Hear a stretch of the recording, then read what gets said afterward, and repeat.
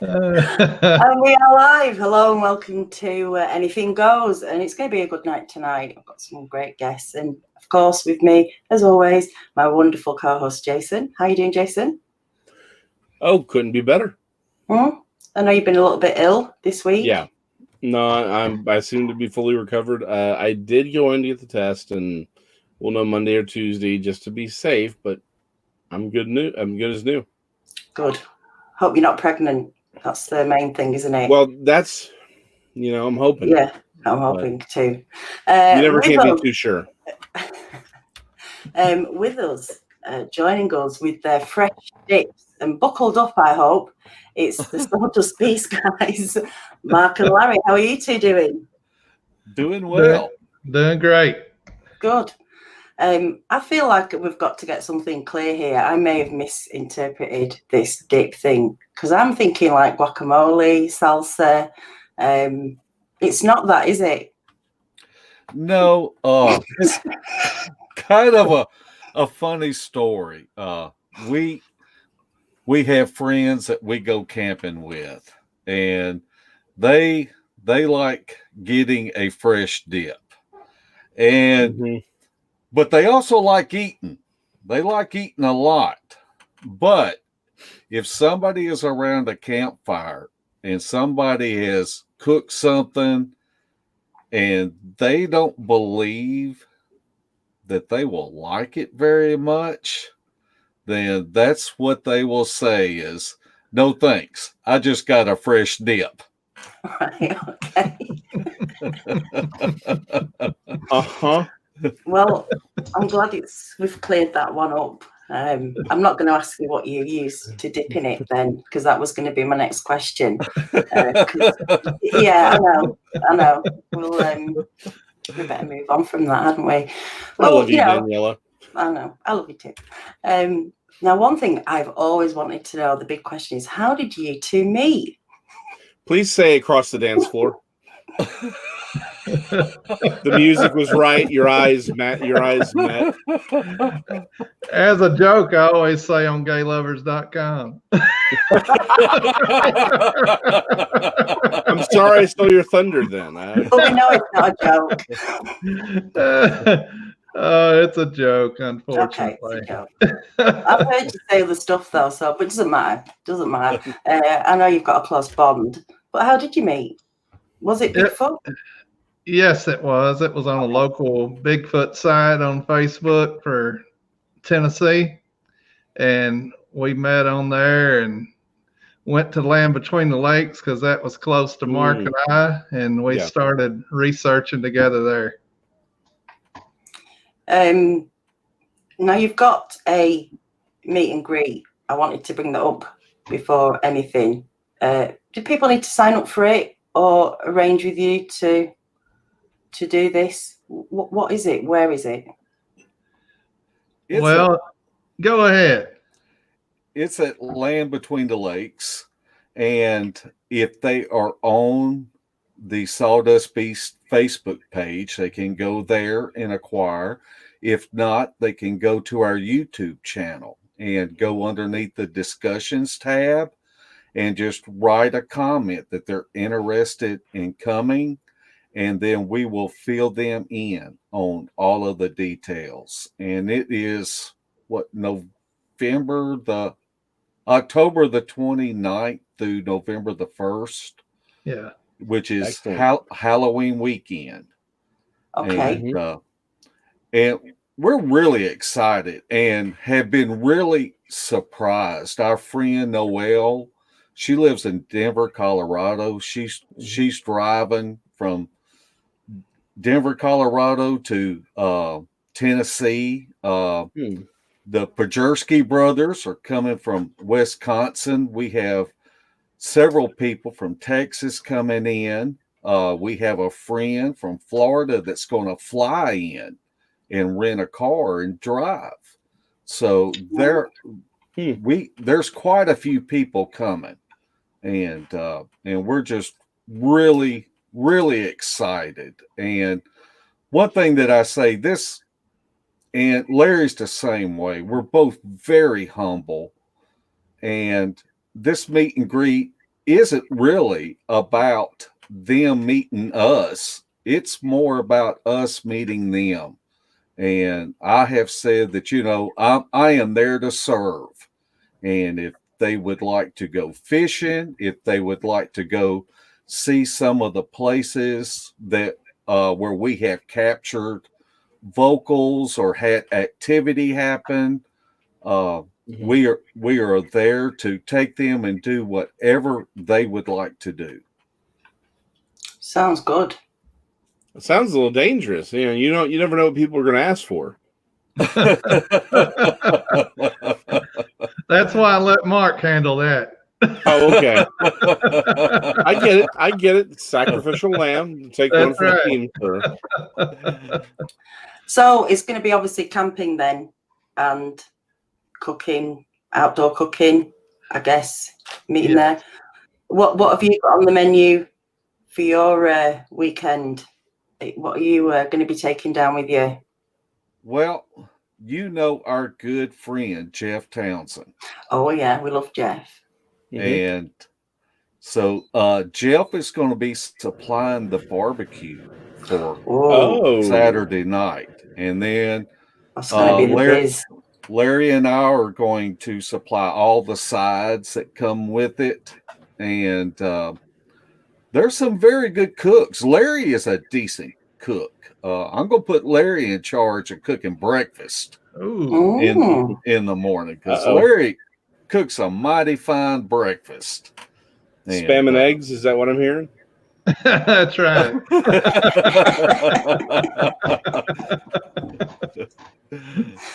We're always talking about food, aren't we? It always seems we are. To go back to food. Typing very loud, voices very loud. No one's typing, Kerry. Nobody's typing. Can everybody hear everybody all right? They sound good to me. There seems to be a problem with the sound in the chat.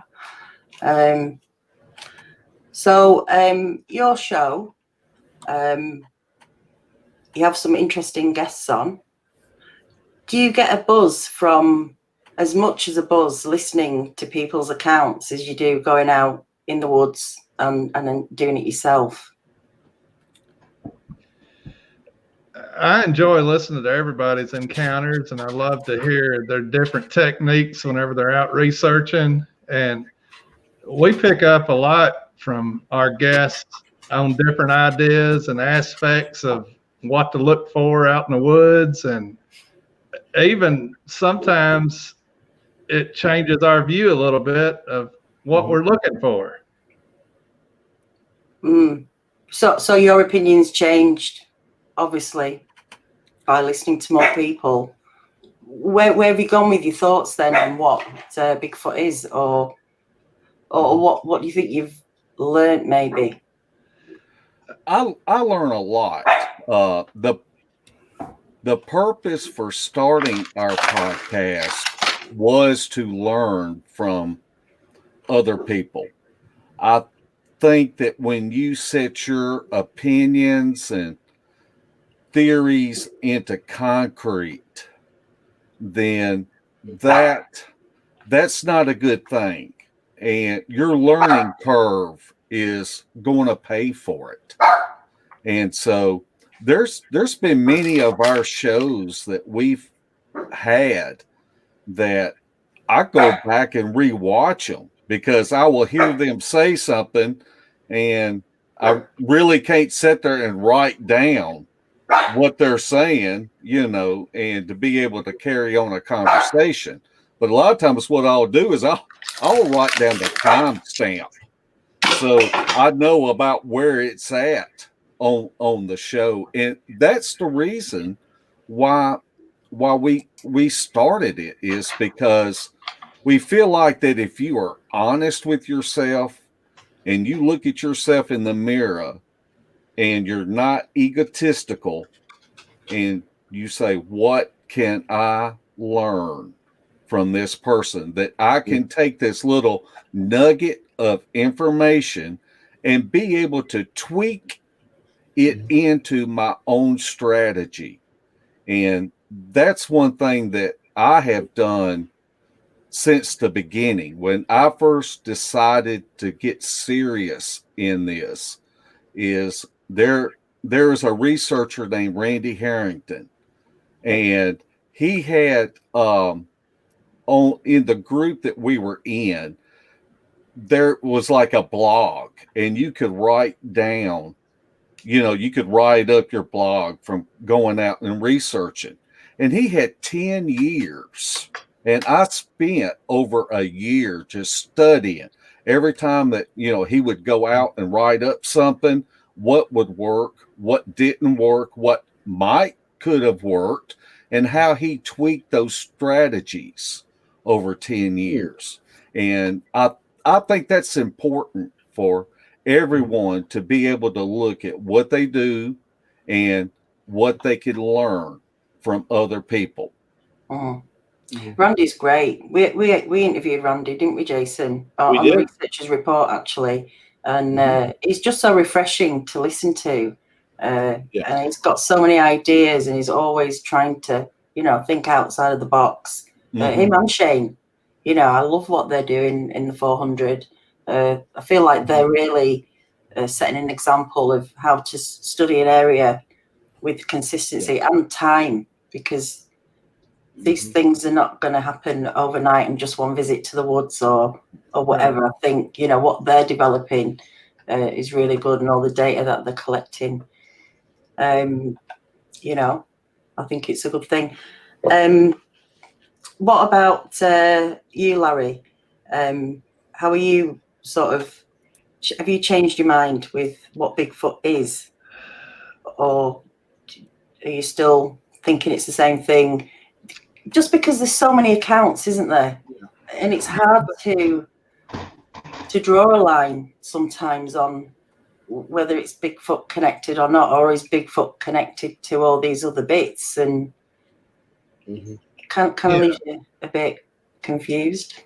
I know Mark and I differ on our opinions on what they are. I think they're more human. Mark thinks they're more animal.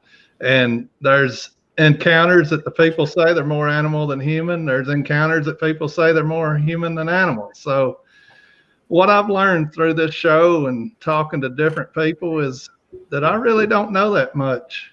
And I'm fine with that. That's what makes it fun going out. You take some nuggets that people drop off in the show, and you go out and you try to include them in what you're doing and see if you can get any information while you're out in the woods from different aspects of research. Yeah. Now you go quite far out into the woods, don't you, when you go when you go camping, don't you? I know you don't go out looking. Well, you kind of do, don't you? But you're going out camping, and if it happens, it happens. Do you think just keeping numbers low increases the chances of you having an encounter or an experience or hearing something? Well, Jason, the most important part of us going out is we have learned how to eat steak every night. We can go out for 4 or 5 days and be able to carry T-bones and ribeyes and porterhouses. Wonderful. But our thing is we have always studied the topographical maps. Okay. And we try to put ourselves in a position to where it could be possible activity there.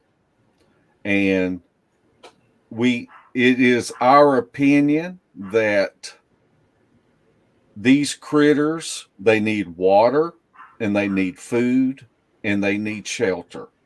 And so we look for funnel areas that come together, just as if you were a deer hunter and you were going out scouting for where possible deer activity may be, because animals pretty much will take the path of least resistance. So, and then we want to take the human element out of it. If we go into a national forest, we will we will look for a place that's where hikers don't go. Going back to deer hunters, most deer hunters, they don't want to go but one ridge back, because if they harvest an animal, then they are going to have to drag that animal back out to their truck. So we go into where we can eliminate human activity and put ourselves in an area where there could be possible activity. And we will spend the days, during the day, scouting around, looking for possible booger trails and signs. And then at night, really, our strategy is, if they're in the area, they know we're there if they are in the area. And we let them come to us at nighttime, where they have that shelter of darkness, and we will put ourselves in a position that gives them the advantage. We will go low and give them all of the high ground, which would make them feel more comfortable, right? So they would feel better coming to you. Right. Yeah. Sorry, go on, Mark. Well, it's just a thing that would make them feel safer about moving in close, and we want them to move in close. Right. That way they would feel like it's their. It's almost like you're playing a mind game, because it becomes their decision to come in. Right. So it's more like you're luring them in by making yourself obvious and making yourself vulnerable, tactically speaking, right? So they feel more comfortable coming. No joking, but is that does the steak help? Does the extra That's what I was going to is that does that sort of help bring them in a little bit? Like, I think he has ribeyes. I think so. I personally believe they are carnivores, and along with plant life and things like that. And I think any type of cooking smell will, just be a little bait for them to come on in. What else does that food smell attract, though? What? Because I mean, I live in England. We don't have any animals to be scared of in the woods. No bears, no tigers, no whatever. I know you don't have tigers there, but we don't have big cat. I know, I'm just saying, but we don't have anything. Supposedly, you never know. Exactly. But there's mountain lions and stuff like that. What? How do you? I mean, I can't even imagine going out, because we don't carry guns. We don't have to think about protection in that way. I can't even imagine me going to America thinking I'm going to go out camping, take a little barbecue set with me, and suddenly, have this bear or whatever turn up. I mean, what's your sort of plans? It must be natural to you guys, but how do you deal with stuff like that? We let it be. We just let it be. We've had raccoons as the normal animal that have come into account, and possibly we've had other animals like a coyote or something sniffing around, but generally the raccoon is more of a nuisance than a coyote. A coyote is not going to stay around a human very long. They may come in and smell the area and take off, but generally, if there are possible Bigfoot creatures around, you're not going to have any animals. We've had several instances we've left food out and the food has been untouched. And if you're in a known campground, most people know that raccoons rape and pillage your camp whenever you're in a campground. They will root through everything. They'll rip into your tent. I know we've had our tent ripped into because Debbie forgot a candy bar was in her purse. So you really have to be careful leaving food in your tent, and we do try to leave the food away from where we are sleeping for sure. Yes. Yeah, people forget that raccoons can be aggressive. Yeah, they are, definitely. We don't have. I think wolves are going to be reintroduced, trying to reintroduce wolves, and I think that's probably going to be in Scotland if they do it. But won't be really worried about wolves. I think wolves are misunderstood a little bit. I don't think they're the vicious. I mean, I don't know. I mean, I've got friends who've got a couple of high content hybrid wolves, and they're not the kind of thing that you think they are. You know, they'll probably take down a deer or stuff, but I don't know if they'd go for people. Who knows? I don't know. It could be hungry and you could be smelling a garlic or something and, you know, go for you. Well, I wouldn't want to be surrounded by 5 or 6 and see. yeah, I know that could be a different situation. But I don't know anyway. So normally on Anything Goes, we talk about lots of different things. We don't always, it's not usually about Bigfoot, is it, Jason? No, in fact, it's very rarely about Bigfoot. It is very rarely about Bigfoot. You know, a couple of weeks ago, we picked some random questions and we got to know each other a little bit more by asking these questions. So I thought I'd do it tonight. You could say that, yeah. But I thought I'd start with something nice and easygoing. So we'll start with Mark. What sound do you love? What sound? You mean in the woods or just Anywhere, anything. What sound? Really, you know. I'll answer. Go on then, Larry. Silence. I love the sound of bacon sizzling in a skillet on a campfire. Good call.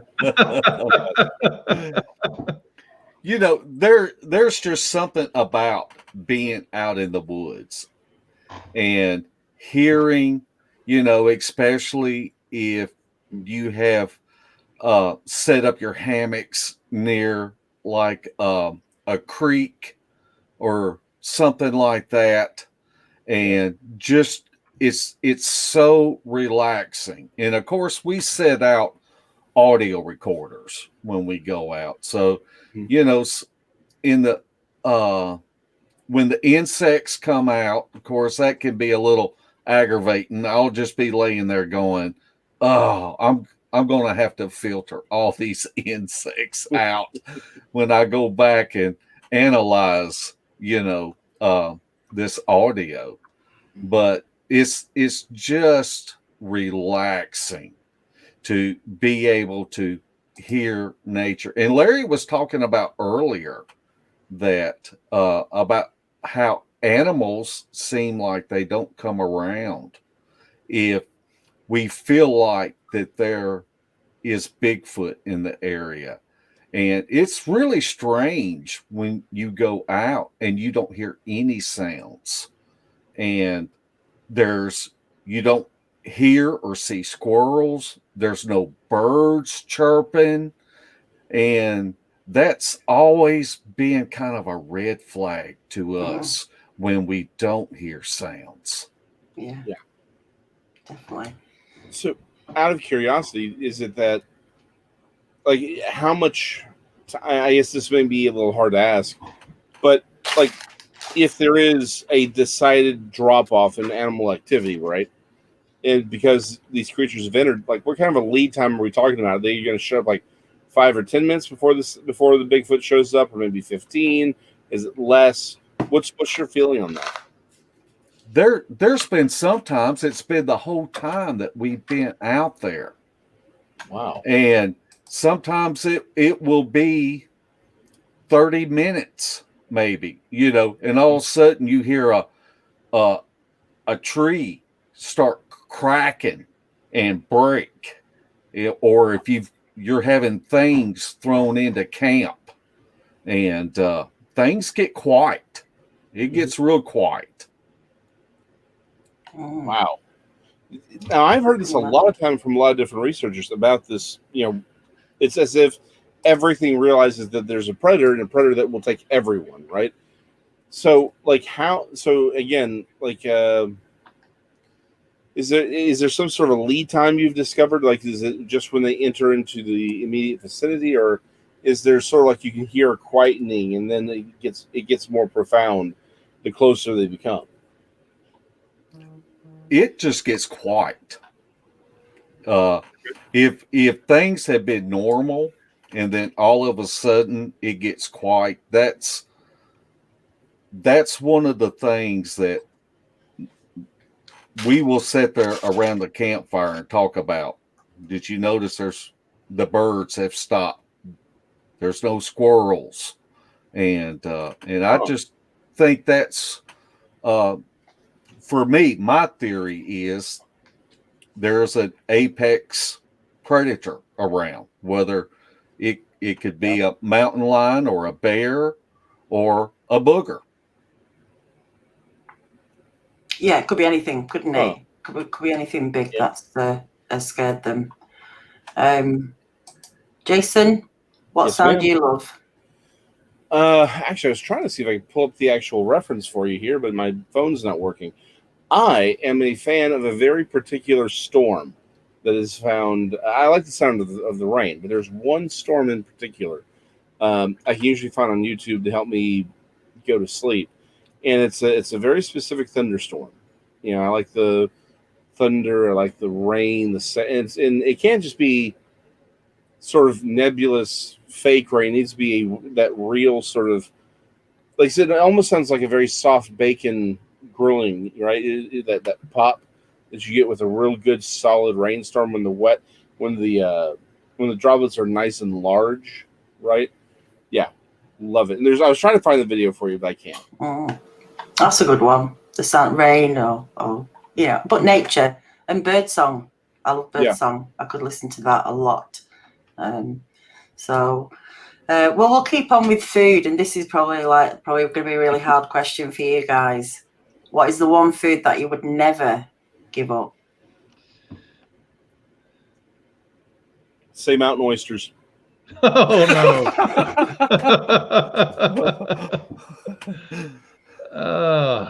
For Larry, it'd probably be ketchup. Ketchup? Well, that's a condiment. Probably food would either be a cheeseburger or pizza. Which one? You'd never give up a cheeseburger? Probably not. I eat them more than I do pizza. Bacon, but you'd never give up bacon? No. Okay, so it could be bacon then. So I'm sorry to the Muslim people. I apologize.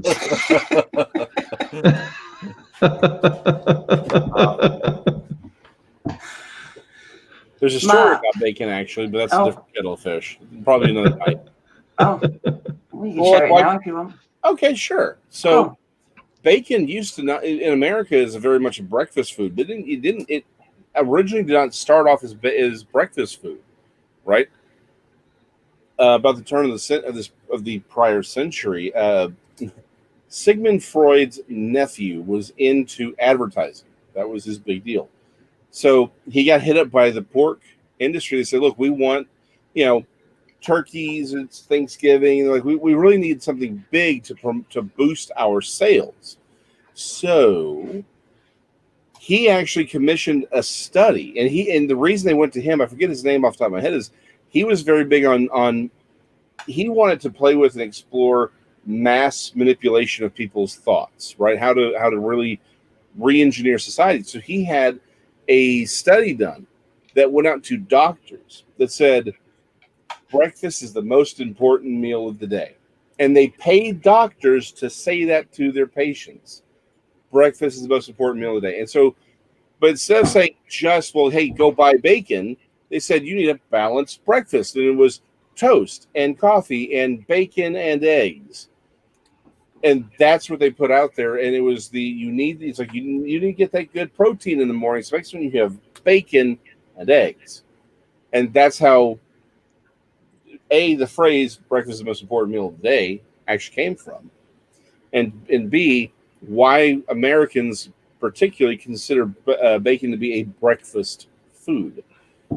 Yeah, again, the reason bacon's on everything now is we got to make sure we have a bacon burger.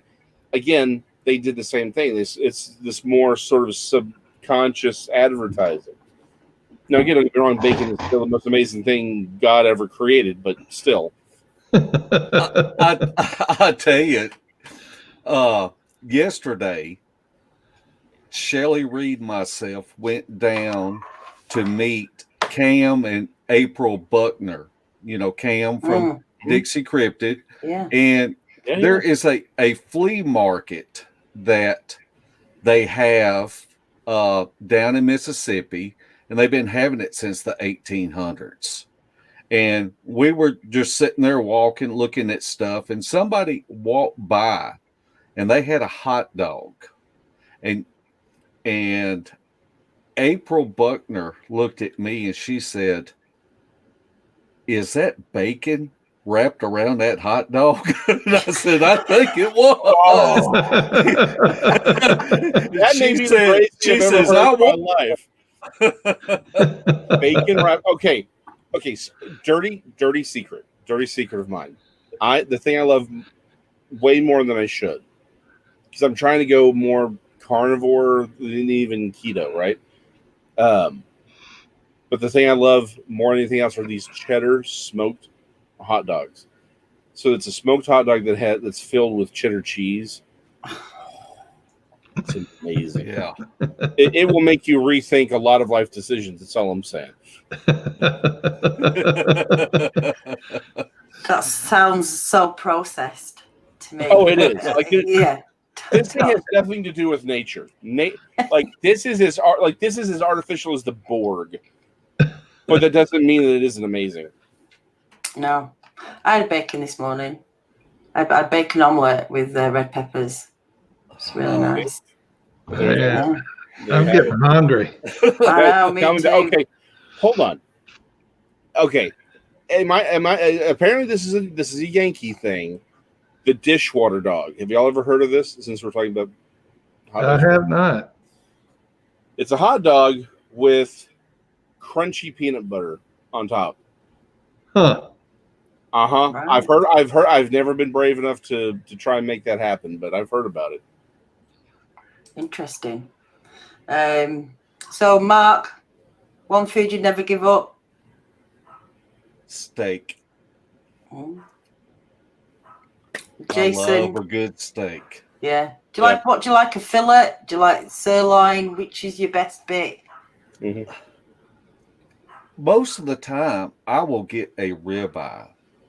And I've got a little special recipe, if I'm going to cook it at home, and that where I'll marinate it for a couple of days, and then I like it cooked medium rare, more on the rare side, as God intended.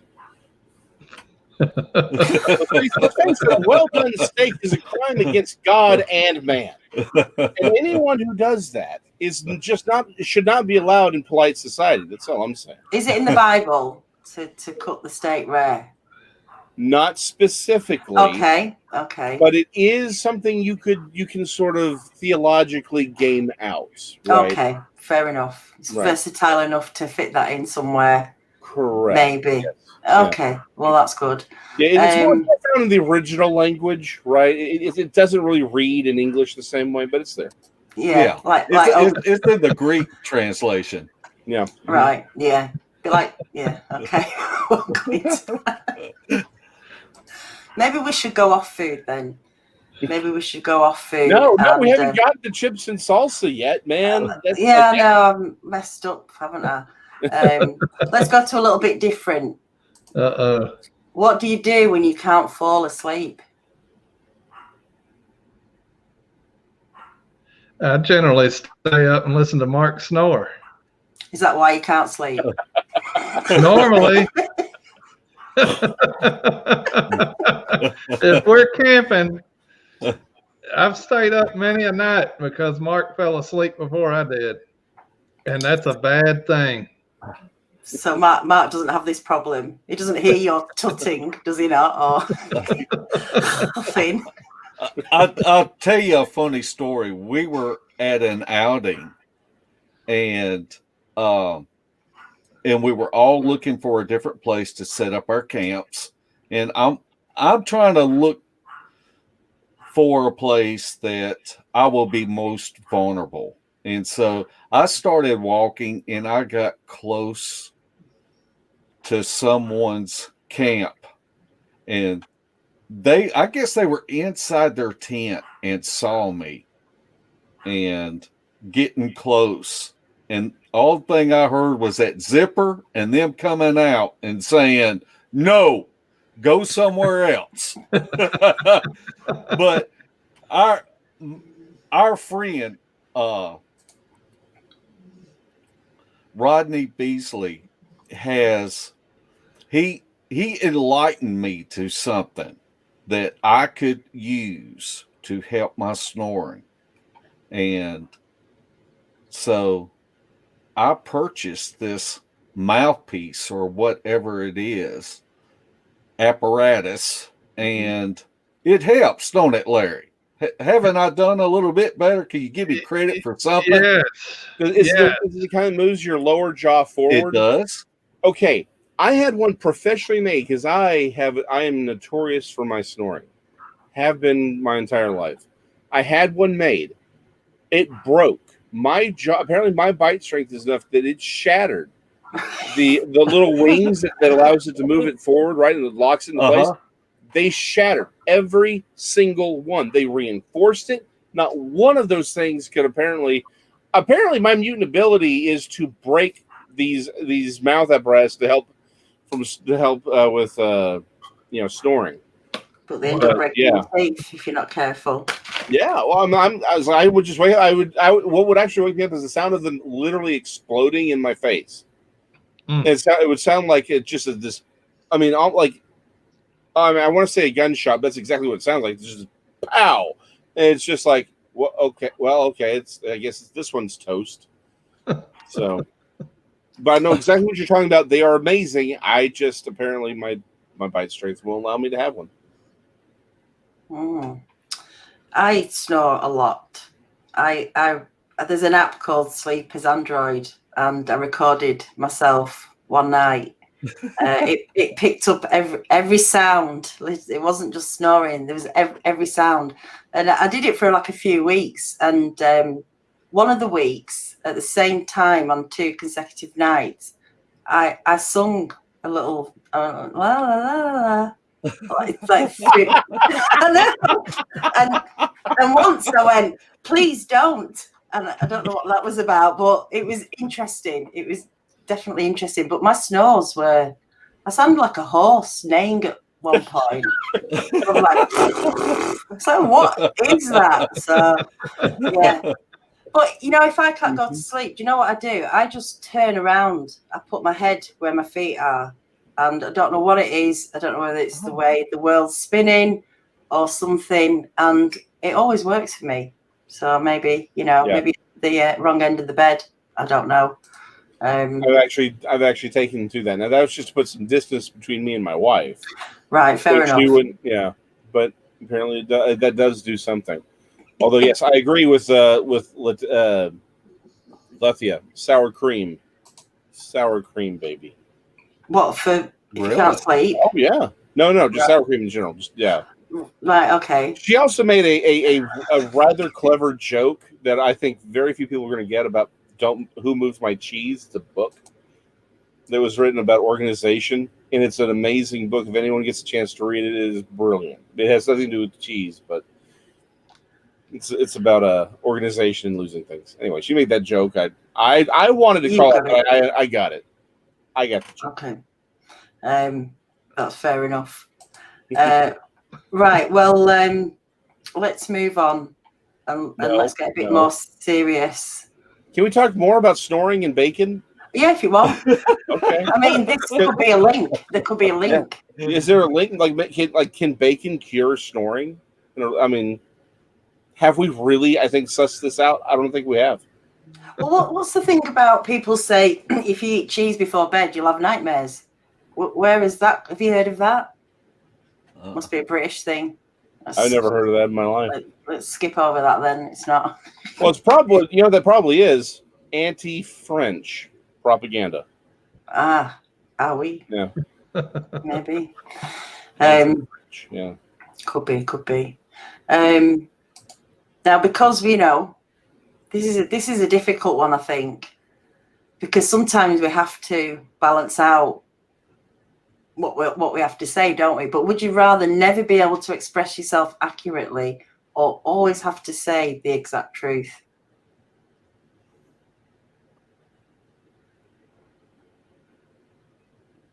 Anybody can go for that. I think for me is it's more important in how you say something. Our friend Carrie Arnold is very good at, even if he may disagree with someone's opinion, he takes the high road and he goes about it in a way that it does not make a person feel defensive, and he would never belittle somebody. That's the key, isn't it?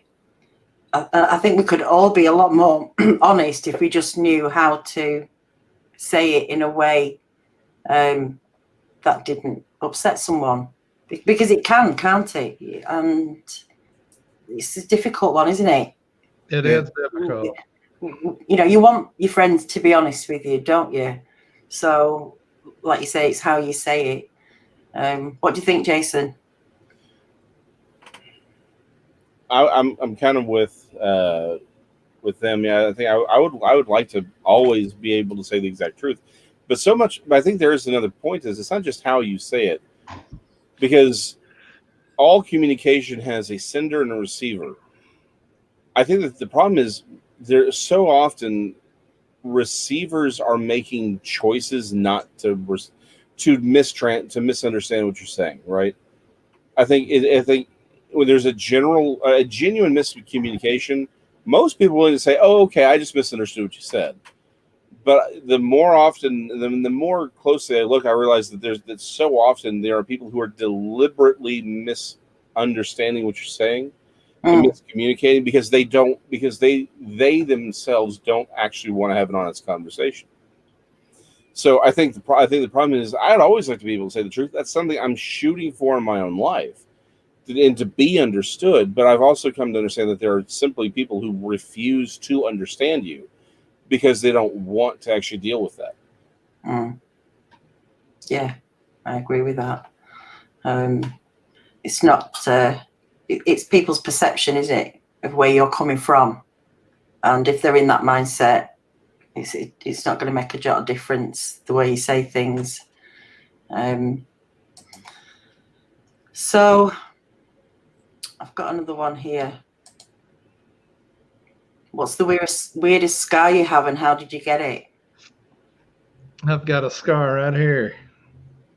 And whenever I was about 3 years old, I was blowing in the face of a German Shepherd. And it growled at me.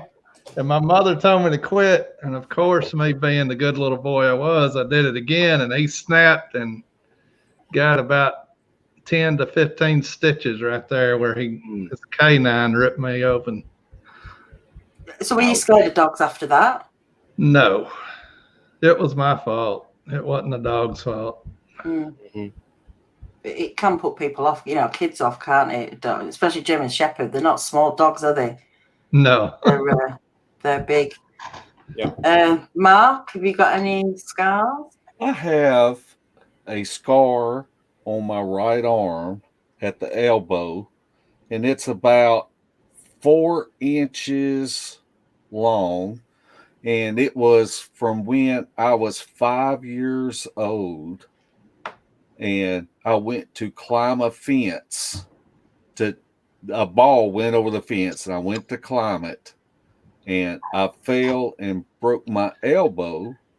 And my surgeon and doctor was Sybil Shepherd from the old series Moonlighting. Yeah. Was my surgeon and doctor.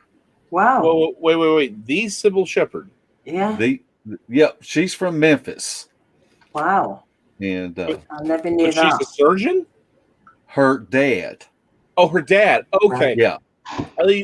I misheard you. I thought you said Sybil Shepherd was your. I'm like, I mean, I knew she was. I know people make career choices. That was a big one. Okay, so it was her father. Okay, Yeah. okay. Yeah. That's Sybil cool. Shepherd could do just about anything to me except cut on me.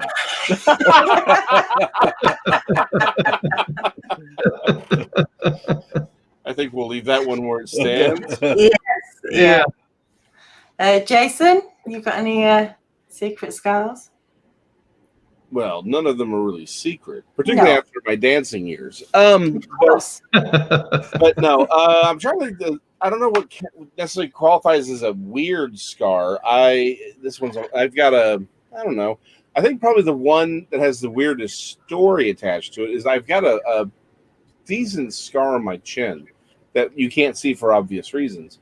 But my cousin and sister had tied me up when we were younger, about 8, and I went hopping after them to try and get them to untie me, and went face forward into the concrete, and just right there, and just busted straight open.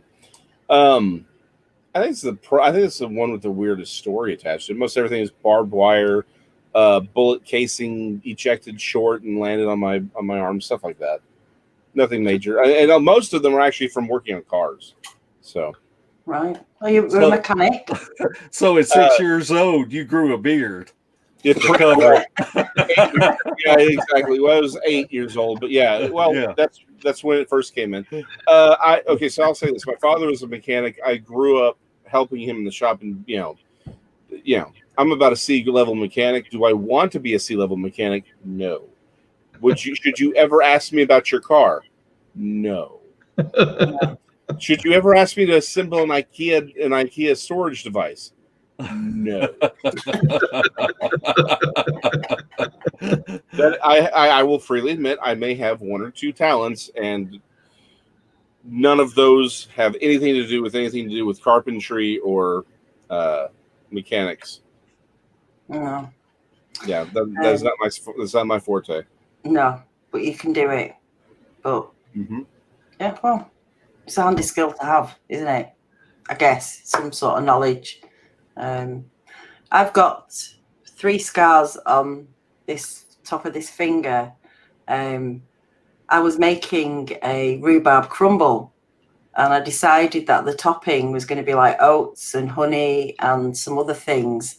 And it was getting a bit difficult to mix, and I decided to get the hand blender out, and I thought I could, mix it with that, and it got all clogged up. And 3 times I unclogged the hand blender with my finger, and on the 3rd time, no idea why, I pressed the button, and it spun round three times and chopped the tip of my finger off, and it's still numb now. It's still slightly numb now after 4 years. So that was a bit of a, scary time. I didn't really want to pick up a hand blender again after that for quite a while. I can't possibly imagine why. Although my father, I was there for this, which is why I'll tell you the story. It's a very similar story. But he was working in a car, and I forget what it was that he was doing specifically, but it literally, the tip of his finger, this third of it, was just sliced off, and it was literally hanging by the littlest sliver of flesh. He looked at it, butterflied it, wrapped it, and went right back to work. And I'm like, okay, shouldn't we get stitches? He's like, nah, why bother? All right. So, yeah, no, I like my fingers too much. I'm not doing that kind of crap. Yeah, I had to have plastic surgery on mine because it really, because of the way it cut, and it was all over the place. But literally, like your dad's was just hanging off by a thread, the top bit. But I'm tough. I got through it. I'm still here. I can still type. Okay, so since we've opened the door to mangled fingers, I don't wear my wedding band most often, largely because I do a lot of typing, so it creates sores, but also because my father never wore his band while he was working, and I know too many mechanics, electricians who are missing that ring finger. My favorite Yeah. one was the guy who was working on his car. His wife was like, "Why don't you ever wear your ring?" And he's like, "Well, because I don't want it to get pulled off or what." She's like, "You're fine." So finally, he puts it on. Right? He's working on the car. He's holding a screwdriver, and he accidentally connects both terminals on the battery.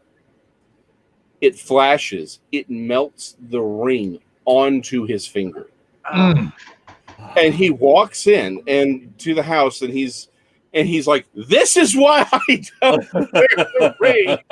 But yeah, it actually melted it almost instantly directly onto his finger. Of course, the whole finger had to go. This sounds like it was worth the effort. Daniela had a boy talk to me, putting my finger in a pencil shower in first grade. Bonus, he did kiss me in the lunch line. So There you go. the means in there, wasn't there?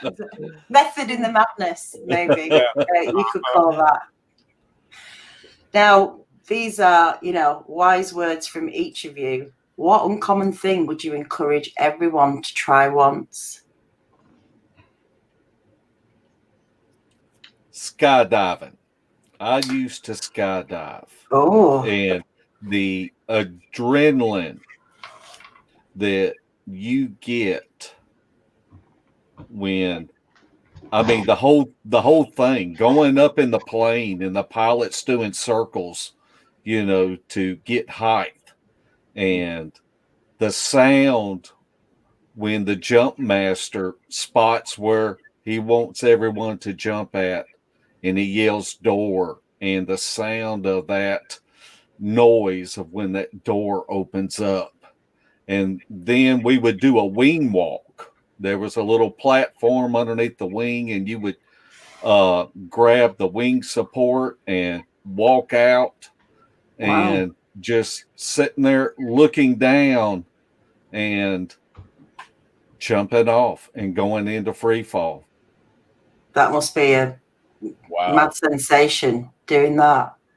How do you practice that? How do you, how far can you go before you're actually going up in a plane to get an idea of what's going to happen?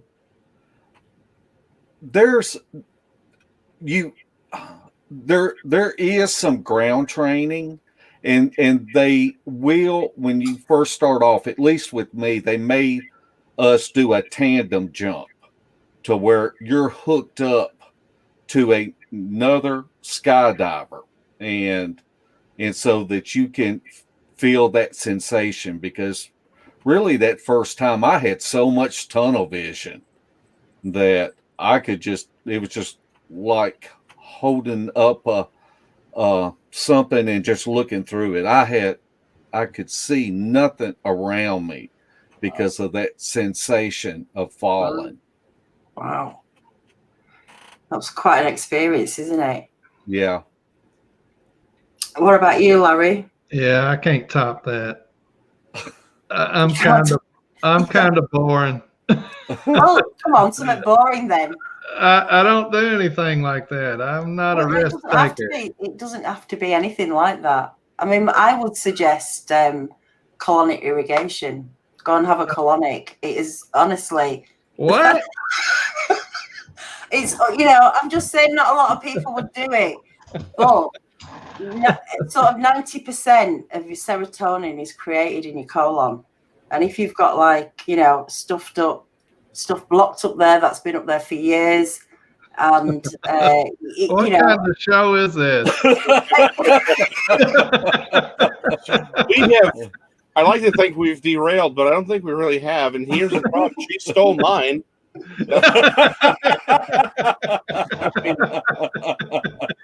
Yeah. There's a book called Look After Your Number Two, and I just suggest people to go and get that and think about having a colonic, because honest to God, it will clear your head, and it's an amazing thing to do. And you're awake while this is going on? Oh, yeah. It's quite that cuts me out right there. It doesn't hurt.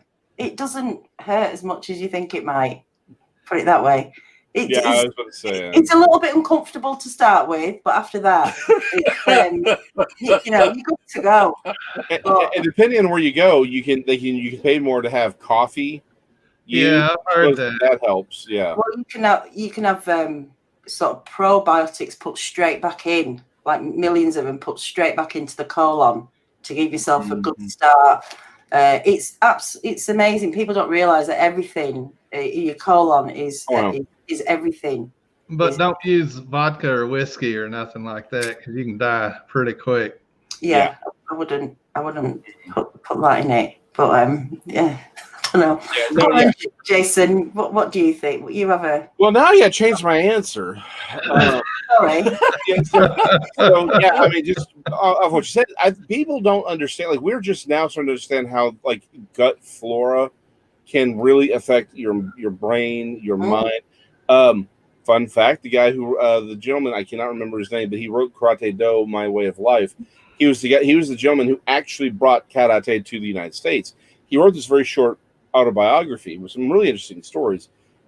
But he made a claim that he'd never once taken an elixir or any kind of medication because he believed all illnesses originated within your gut, and that the proper practice of kata would actually cure you of any disease because it would enrich the blood flow through the system, and it would keep you from being ill. That was one of his major claims in the book.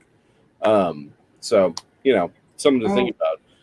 But yeah, I think okay. So this is probably gonna sound like I'm kind of with Larry. I'm a boring person. I really am, all things considered.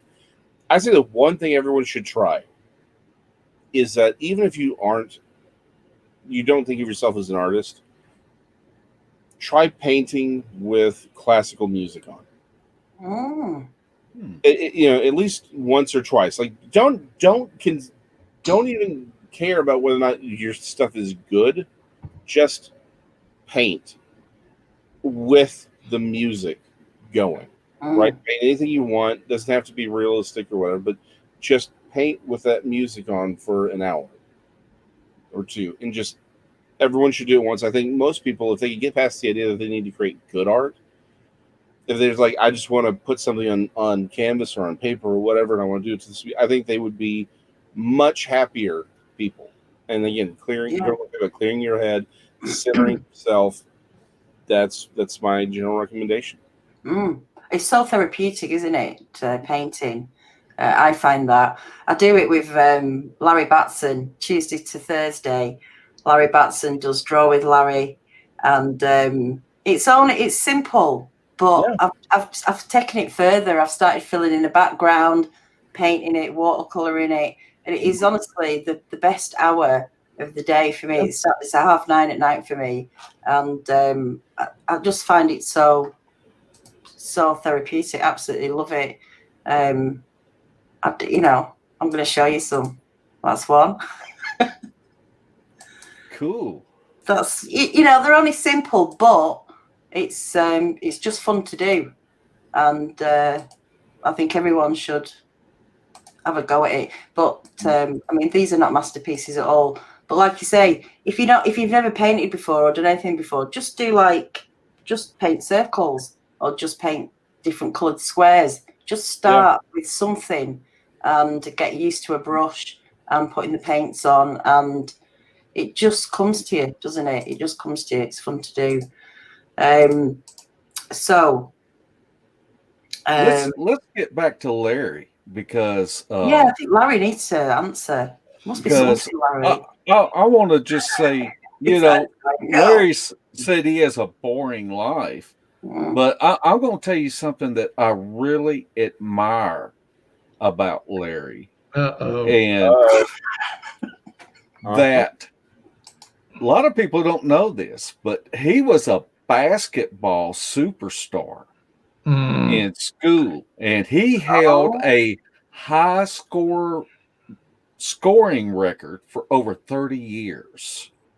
And that has to be an adrenaline rush to know that when you hit that court, everybody in there is watching you because they know what your abilities are. Yeah. And for me, that's really cool. It's really cool. Tell us, Larry. What about it?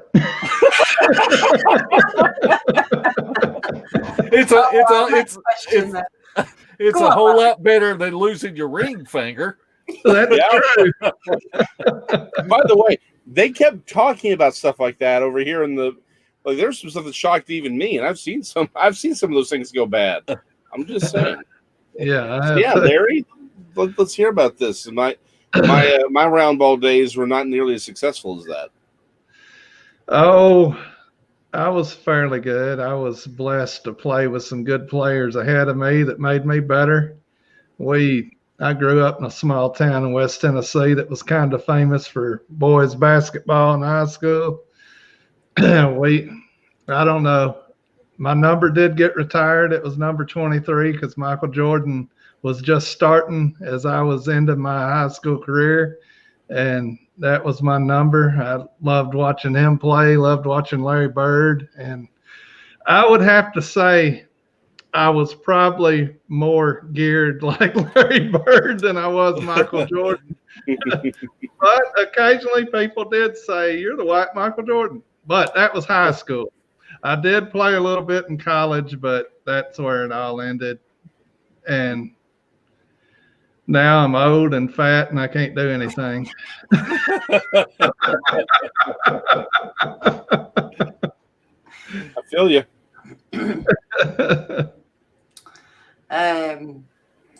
This is an interesting one. If you could change the length of each day to make it perfect for you, how many hours would be in it?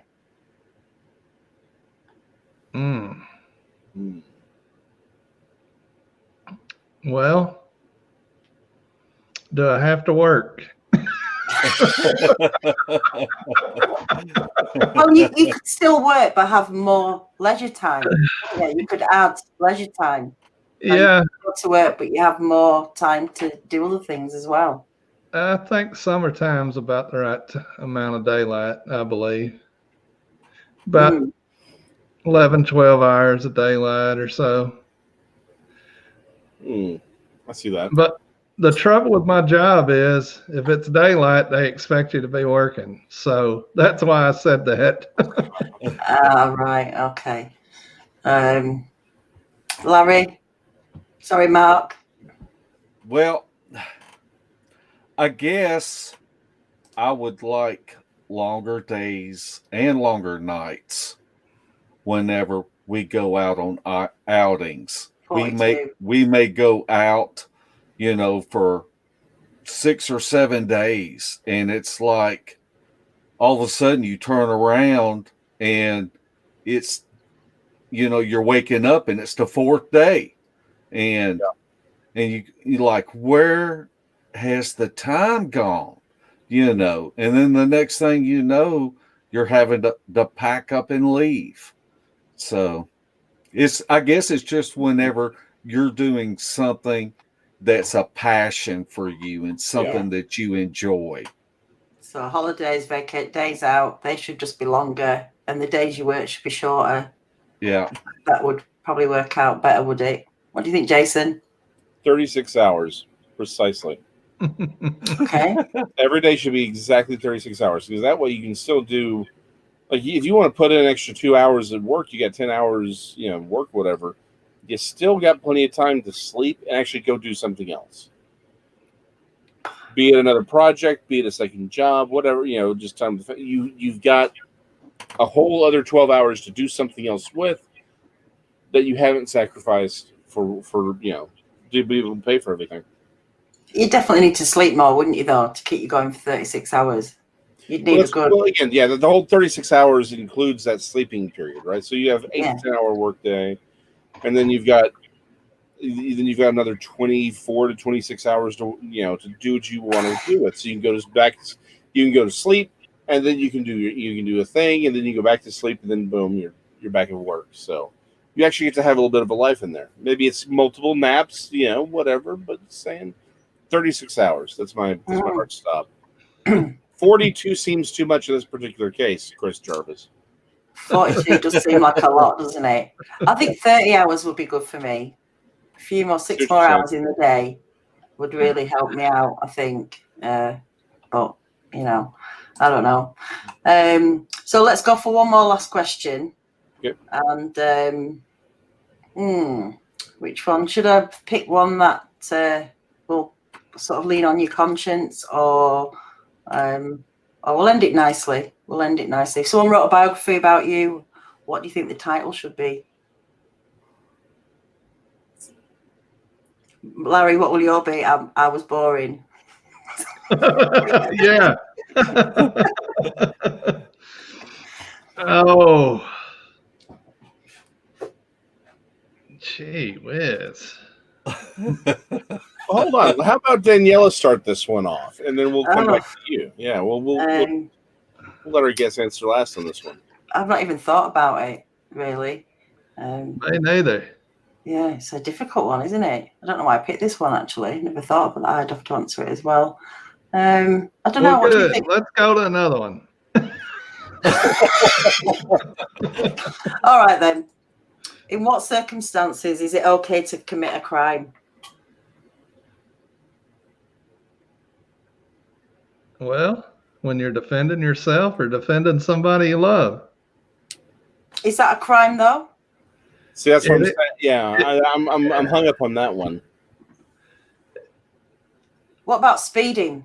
If you have to get somewhere fast, would you speed? Yes, if you got to use the bathroom. You got some great bathroom stories. Yeah. Right for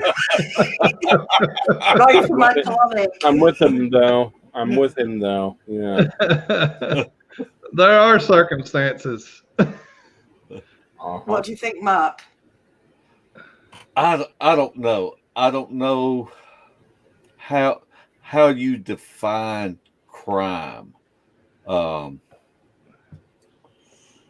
Uh-oh.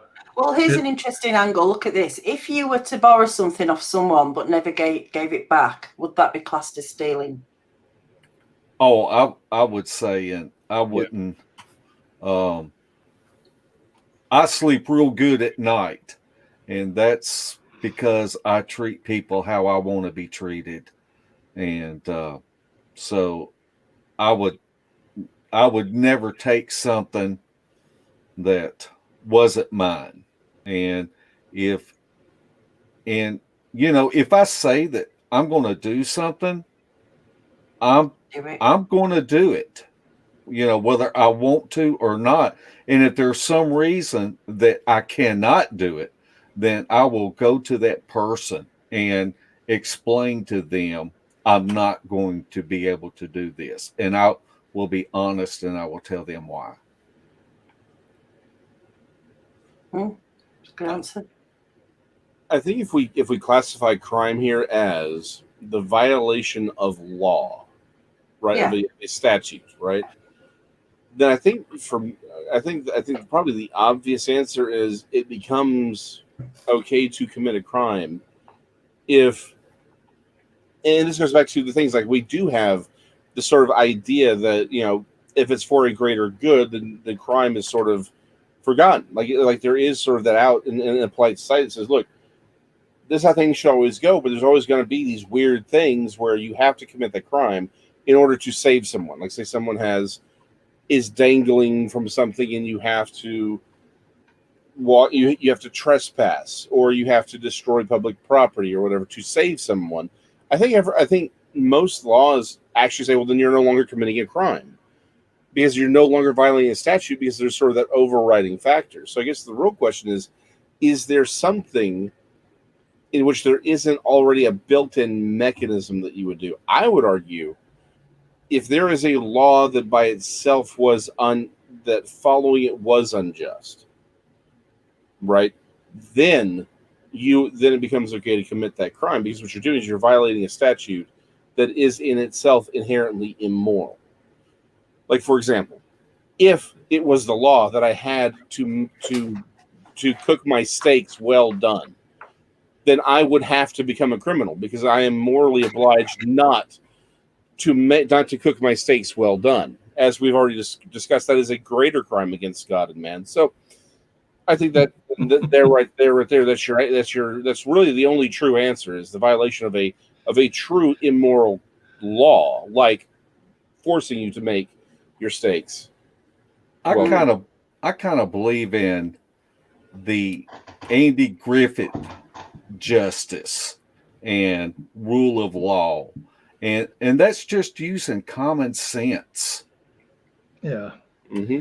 Yeah, you see stories all the time of mothers getting caught shoplifting only because they're trying to take food back to their kids.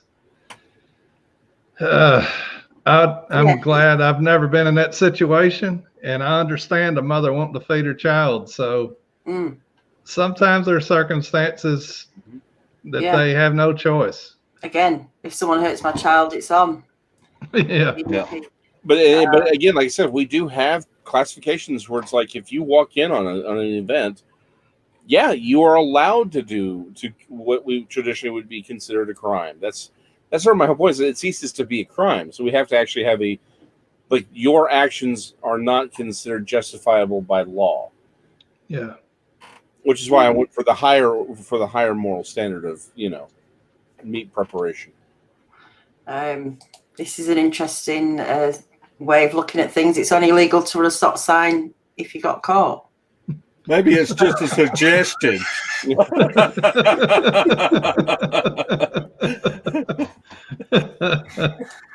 Oh dear. Don't let a Texas State Trooper hear you say that one. Yeah. No. Well, look, guys, I hope we've had fun answering the questions, getting to know you a little bit more. Hope I didn't put you in any tight spots. Oh no, it was great. I enjoyed it. It was a blast. You mean like the colonic? I'm not going to schedule one this week. I don't believe. No, think about it. Just have a think about it.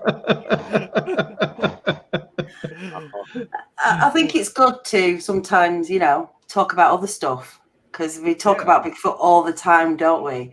And it can take over a little bit. And it's just me and Jason have been doing these Anything Goes on a Sunday night, and we have so much fun. And I know people in the chat, everybody watching, you just get to know people a little bit more by not talking about Bigfoot, and other things, because there's more to us than just Bigfoot. That's all people see most of the time. So I've had fun anyway. Everyone go and check out Sawdustt Beast channel. The link is in the description.